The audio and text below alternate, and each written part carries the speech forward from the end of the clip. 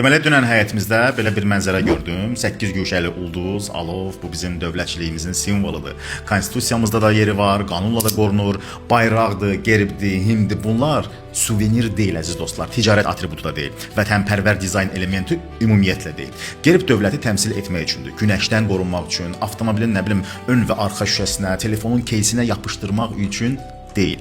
Kimsə bunu istehsal edib, kimsə satıb, kimsə də alıb və heç birinin ağlına gəlməyib ki, dövlət rəmzini isti şüşənin qabağına söykəmək ümumiyyətlə hörmətsizlikdir. Dövlət rəmzlərindən istifadə qaydaları var, amma çox təəssüf ki, icrası yoxdur. Bugün qarşısını almasaq, sabah gerbli hansısa hamam xalatı, süfrə parçası da eyni məntiqsizliklə satışa çıxacaq.